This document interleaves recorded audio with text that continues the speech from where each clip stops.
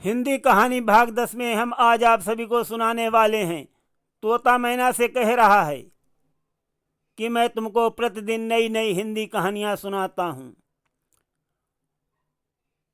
और तुम वो कहानी सुनती भी हो या नहीं कि सोती रहती हो। तुम्हारी समझ में कहानी आती है अथवा नहीं। आज कहानी सुनाने के बाद मैं तुमसे पूछूंगा और अगर हाँ तुमने बता नहीं पाया तो मैं तुम्हें यहीं डाल पर छोड़कर फुर से उड़ जाऊंगा, फिर तुम मुझको कभी नहीं पाओगी। तोता की बात को सुनकर मैना कहने लगी, प्राणनाथ, मैं तुम्हारी हर बात बहुत ध्यान से सुनती हूँ। तोता बोला, ठीक है, ध्यान से सुनती हो तो ठीक है। कथा सुनाने के बाद उसके बाद तोता कहानी सुनाने लगा। तोता बोला, शंकरगढ़ नामक नगर में एक शंकर सिंह राजा थे। वो बहुत ही प्रजापालक दयालु थे। उनके राज में प्रजा पूरी तरह से सुखी थी। किसी को किसी प्रकार का कोई कष्ट नहीं था, कोई दुख नहीं था। उनके सब कुछ था, परंतु उनके कोई संतान नहीं थी और वो देवी माता के भक्त थे। देवी माता उनकी प्रार्थना से प्रसन्न हो गईं और उनको रात में स्वप्न दिया कि राजन, मैं तुम्हारी भक्ति से प्रसन्न हूँ और तुमको वरदान देती हूँ, शीघ्र ही तुम्हारी रानी के गर्भ से एक सुंदर पुत्र उत्पन्न होगा। राजा बहुत खुश हुआ और जब राजा की नींद खुली, दूसरे दिन वो अपने राज दरबार में गया और अपने स्वप्न का सारा हाल राज दरबारियों से कहा। उसके बाद राजा ने सिद्ध पंडितों को बुलवाया तो पंडितों ने महाराज को बताया कि देवी माता की आपके ऊपर परम अनुकंपा है और आपका स्वप्न जो है वो सत्य और शुभ होगा। ये सुनकर राजा ने पंडितों को बहुत सा इनाम दिया। इधर देवी माता की कृपा से महारानी गर्भवती हो गई और उनके गर्भ से 9 महीने के बाद एक सुंदर पुत्र का जन्म हुआ। राज दरबार में बधाइयां गाई गईं और चारों तरफ खुशहाली छा गई। महाराज बहुत प्रसन्न हुए और उन्होंने बहुत ही श्रद्धा और भक्तिपूर्वक देवी माता के मंदिर में जाकर पूजा अर्चना की और अपना नियम बना लिया। प्रतिवर्ष वो नियम के अनुसार अपने पुत्र के जन्मदिन पर उस पुत्र को साथ लेकर देवी माता के मंदिर में श्रद्धा प्रकट करने के लिए जाने लगे। राजकुमार धीरे धीरे जवान हो गया। जब राजकुमार का जन्मदिन आया तो राजा उसे अपने साथ देवी माता के मंदिर में श्रद्धा प्रकट करने के लिए लेकर गया। राजकुमार के साथ मंत्री का पुत्र भी गया जो उसका परम मित्र था। राजा ने अपने परिवार और मंत्री जी के साथ बहुत भक्तिभाव से देवी माता की पूजा अर्चना की और श्रद्धा प्रकट करने के बाद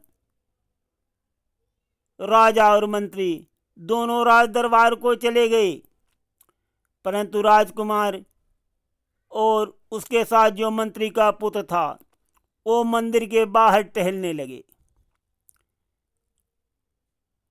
इधर राजकुमार अपने मित्र के साथ माता के मंदिर के बाहर टहल रहा था और उसी समय वहां एक धोबी अपनी पुत्री को साथ लेकर आया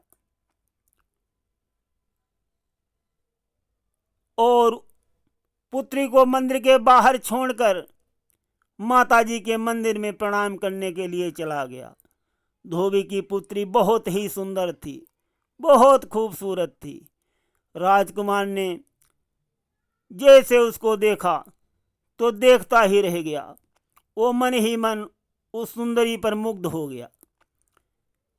फिर देवी के मंदिर में जाकर माँ की प्रतिमा के सामने राजकुमार ने सिर झुकाकर प्रतिज्ञा की कि हे देवी माँ, यदि मेरे मन को भा गई अपूर्व सुंदरी मुझे जीवन संगिनी के रूप में मिल जाए तो मैं स्वयं अपने हाथों से अपना सिर काटकर आपके पूजनीय चरणों में चढ़ाऊंगा, अन्यथा सारा जीवन मैं अविवाहित रहकर ही उसके प्रेम में घुट घुट कर मर जाऊंगा। ऐसा प्रण करके राजकुमार देवी माँ के मंदिर से बाहर निकल आया। उसने पुजारी का दिया हुआ प्रसाद अपने मित्र को दिया, स्वयं भी बड़ी श्रद्धा के साथ खाया। इसी बीच धोबी अपनी पुत्री को साथ लेकर वापस वहां से चला गया। जब धोबी की पुत्री अपने पिता के साथ चली गई, राजकुमार बहुत दुखी हुआ और अपने मित्र से बोला कि मित्र, मैंने भी प्रण कर लिया है। मैं अगर विवाह करूंगा तो इसी के साथ करूंगा, और अगर इस जन्म में मेरा विवाह इसके साथ नहीं हो पाया तो मैं अगले जन्म में भी इसी के साथ विवाह करूंगा, और अन्यथा अन्न जल का परित्याग कर दूंगा। भूखा प्यासा रहकर उसके मधुर मिलन की याद में तड़प तड़प कर प्राण दे दूंगा। इस दुनिया में सदा के लिए विदा हो जाऊंगा। उसे पाने के लिए यदि मुझे 1000 बार भी जन्म लेना पड़े, मैं पीछे नहीं हटूंगा। उसके मित्र ने कहा, ये क्या कह रहे हो तुम? वो स्त्री तुम्हारे साथ विवाह योग्य नहीं है, तुम उसके साथ विवाह की कल्पना कैसे कर सकते हो? राजकुमार अपने मित्र को डांटते हुए बोला, क्यों नहीं है वो मेरे साथ विवाह के योग्य? ये सुनकर उसके मित्र ने उसे समझाते हुए कहा कि देखो, तुम राजकुमार हो, वो एकमात्र धोबी की पुत्री है, तुम्हारा समाज में अपना एक विशिष्ट स्थान है। विवाह अपने बराबर के व्यक्तियों में ही होना अच्छा लगता है। मात्र यौवन और सौंदर्य को एक झलक मात्र देख लेने में विवाह संपन्न नहीं हो जाते। इसके लिए जाति, सामाजिक मान सम्मान व प्रतिष्ठा सबका ख्याल रखा जाता है। क्या तुम्हें ऐसी आशा है कि तुम्हारे पिता और हमारे राजा रानी इस बेमेल विवाह को मान्यता प्रदान कर देंगे? क्या उनके दिल में ऐसी इच्छाएं उत्पन्न नहीं होती होंगी कि उनका पुत्र जो है किसी राजकुमारी के साथ विवाह कर महलों में लाएगा, जो सुंदर और सर्वगुण संपन्न राजकुमारी होगी? और अब उन्हें जब इस बात का पता लगेगा कि उनका पुत्र उनकी आशाओं को चकनाचूर कर रहा है, तो उन पर क्या गुजरेगी? क्या कभी तुमने ये सोचा है कि तुम अपने माता पिता की भावनाओं की कदर नहीं कर सकते, तो तुम्हें उनकी भावनाओं को ठेस पहुंचाने का भी कोई अधिकार नहीं है? राजकुमार, तुम मेरी बात को मान लो, उस धोबी की पुत्री का ख्याल मन से हटा दो और अपनी जिद को त्याग दो। इसी में तुम्हारा और राजकुल का हित है। राजकुमार झल्लाते हुए बोला, तुम कैसे जानते हो वो धोबी की पुत्री है? मंत्री पुत्र बोला, संयोग से मैं उस समय उसको पहचान गया था जब उसका पिता उसको ले जाने लगा था। राजकुमार बोला, जब देवी माँ के मंदिर में जाति और पात ऊंच नीच का कोई विचार नहीं है, हर कोई जा सकता है। जब माता सब पर समान दया दृष्टि रखती हैं, तब भला मैं क्यों नहीं कर सकता हूं उससे प्यार? राजकुमार ने अपने भावों को प्रकट करते हुए कहा। मित्र के पास इसकी कोई काट का जवाब नहीं था। फिर वे दोनों लौटकर राजमहल में आ गए। वहां आकर राजकुमार ने धोबी की पुत्री के वियोग में खाना पानी सब कुछ छोड़ दिया। वो पूरी तरह उदास रहने लगा। जैसे ही नौकरों को इस बात का पता चला, उन्होंने तुरंत जाकर महाराज को सूचना दी। जब राजा और रानी ने अपने पुत्र का ऐसा हाल देखा, दोनों व्याकुल हो गए। पुत्र से सारा हाल जानना चाहा, परंतु पुत्र जो है आकर सामने चुपचाप शांत भाव से खड़ा हो गया, कुछ नहीं बोला। बाद में मंत्री के पुत्र ने सारी घटना बताई। मंत्री पुत्र बोला, महाराज, राजकुमार ने देवी माता के मंदिर में प्रतिमा के सामने खड़े होकर प्रतिज्ञा की है कि यदि उनका विवाह धोबी की सुंदर कन्या से हो जाएगा तो अपना शीश काटकर देवी माँ को अर्पण करेगा, अन्यथा उसके प्यार में अन्न जल का परित्याग कर अपनी जीवन लीला को समाप्त कर देगा। ये सुनकर राजा और रानी के होश उड़ गए। वो बहुत दुखी हुए और उन्होंने राजकुमार को समझाते हुए कहा, तुम किसी बात की चिंता न करो पुत्र, खाना खाओ पियो और मैं तुम्हारी इच्छा के अनुसार ही तुम्हारा विवाह कर दूंगा। तुम्हारे जीवन में खुशियों को जुटाने के अलावा हमारे पास और क्या है, और हमारे जीने का कोई मतलब ही नहीं है। इस प्रकार राजा और रानी के द्वारा बार बार आश्वासन दिए जाने पर ही राजकुमार ने भोजन ग्रहण किया। अब वो काफी प्रसन्न नजर आ रहा था। वो सुख शांति से विवाह का इंतजार करने में लग गया। पुत्र को आश्वासन देने के बाद राजा एक दिन स्वयं धोबी के यहाँ गया। राजा को देखकर धोबी हाथ जोड़कर खड़ा हो गया और विस्मय होकर बोला, कहिए अन्नदाता, आपने कैसे कष्ट किया? मैं आपकी क्या सेवा कर सकता हूँ? मेरे अहोभाग्य हैं कि आपने यहाँ पधार कर हमारे ऊपर कृपा की और हमारी ये कुटिया जो है आपके चरण कमलों की रस से पवित्र हो गई है। राजा ने कहा कि सुनो, आज हम तुम्हारे पास एक विशेष काम से आए हैं। धोबी बोला, आज्ञा दें महाराज, आपकी सेवा में तो हमारी जान हाजिर है। राजा बोले, मैं अपने राजकुमार के लिए तुम्हारी बेटी का हाथ मांगने आया हूं, ये तुम्हें कोई आपत्ति न हो। धोबी बोला, महाराज, मैं तो इसे अपना बड़ा सौभाग्य समझूंगा कि मेरी पुत्री भी राजकुल की सेवा करने का सौभाग्य प्राप्त हो सकेगा। मुझे इसमें कोई आपत्ति नहीं है। धोबी के लिए इससे बढ़कर सौभाग्य की बात और क्या हो सकती है महाराज।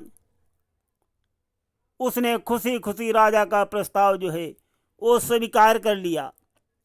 धूमधाम से राजकुमार का विवाह हुआ। धोबी की पुत्री को पत्नी के रूप में पाकर राजकुमार के मन की मुरादें पूरी हो गईं। वो रात दिन अपनी पत्नी के प्यार में खोया रहता था। एक दिन उसकी पत्नी ने उससे कहा कि स्वामी, मुझे अपने माता पिता से मिले हुए काफी समय हो चुका है। हमारी आपसे विनती है कि मुझे एक रात के लिए मेरे मायके वालों से मिला लाएं।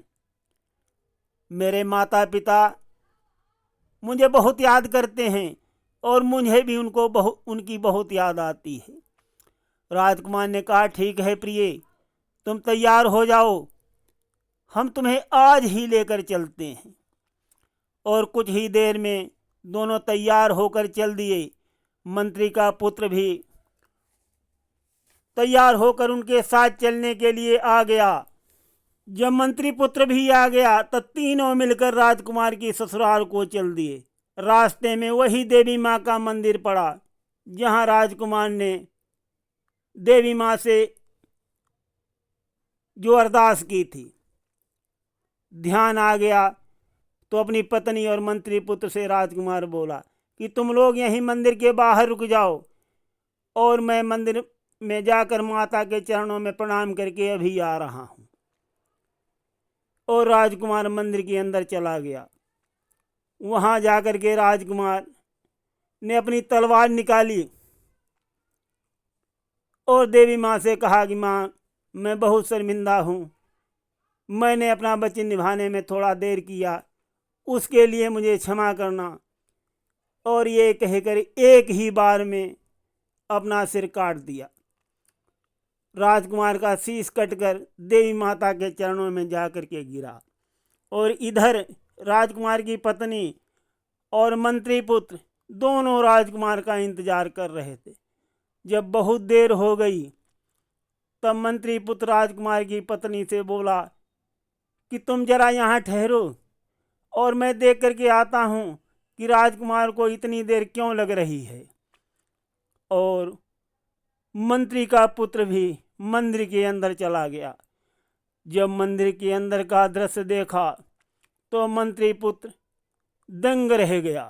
सोचने लगा कि अब क्या करूं, क्या न करूं, पता नहीं कौन राजकुमार की हत्या कर गया, मगर लोग तो यही सोचेंगे कि सुंदर नारी के मोह में मैंने ही उसकी हत्या कर दी, अकारण ही मुझ पर दोष लगेगा, बहुत बदनामी होगी, और बदनामी के बोझ को लेकर जीने से तो मर जाना अच्छा है।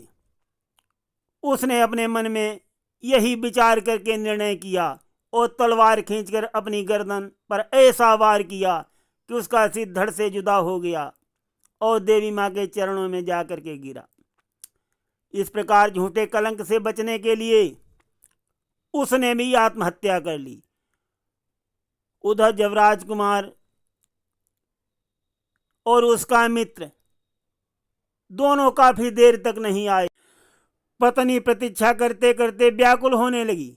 सोचने लगी कि क्या कारण है, न तो राजकुमार साहब वापस नहीं आए और न ही उनका मित्र। कारण जानने के लिए वो उतावली हो उठी और मंदिर के अंदर पहुंच गई। अंदर जाकर उसने दोनों के शव माँ के मंदिर में पड़े देखे और दोनों के शीश जो हैं माँ के चरणों में पड़े थे। उसने मन ही मन विचार किया कि लोग यही कहेंगे स्त्री उल्टा है। उसने अपने पति और उसके दोस्त को मौत के घाट उतरवा दिया है। ऐसी बदनामी भरी जिंदगी जीने से क्या लाभ है। ये सोचकर उसने भी अपने पति की तलवार और अपने प्राण त्यागने के लिए अपने ऊपर वार करना ही चाहती थी कि देवी माँ ने खुश होकर के उसका हाथ पकड़ लिया। बोली कि बेटी, मैं तुम पर बहुत खुश हूं, तुम जो चाहो वरदान मांग लो। बोल बेटी, तुझको क्या चाहिए, मांग ले। ये सुन करके वो रुक गई और देवी माता से हाथ जोड़कर बोली, यदि आप मुझ पर सचमुच प्रसन्न हैं और वरदान देना ही चाहती हैं तो मैं अपने पति और उसके मित्र को जीवित देखना चाहती हूँ। यही मैं आपसे दान मांग रही हूँ। हे माता, आप इन्हें जिंदा कर दीजिए, आपकी बहुत कृपा होगी। देवी माँ ने प्रसन्न होकर एवं मस्त बोल दिया, ऐसा ही होगा। तू अपने पति और मित्र के सिरों को उनके धड़ से मिला दे, मैं उन्हें अभी जीवित करती हूँ। देवी से इस प्रकार का आश्वासन पाकर उसने सिरों को उठाकर धड़ों से जोड़ दिया। देवी ने दोनों मृतक शरीरों पर अमृत छिड़क कर उन्हें जीवित कर दिया और वहां से अंतर्ध्यान हो गई। परंतु जब दोनों जीवित होकर उठ खड़े हुए तो राजकुमार की पत्नी ये देखकर हतप्रभ रह गई। उसने जल्दी में गलत शरीर में सिर जोड़ दिए थे। पति का सिर जो था वो मित्र के धड़ से जुड़ गया था और मित्र का जो सिर था वो पति के धड़ से जुड़ गया था। अब राजकुमारी सोच रही है वो पति के रूप में किसको अपनाए, बहुत व्याकुल है। कहानी समाप्त हो गई। तोता बोला, मैंने तुमको कहा था, तुमने ध्यान से कहानी सुनी है, तो बताओ अब उस पत्नी को किसे पति के रूप में स्वीकार करना चाहिए।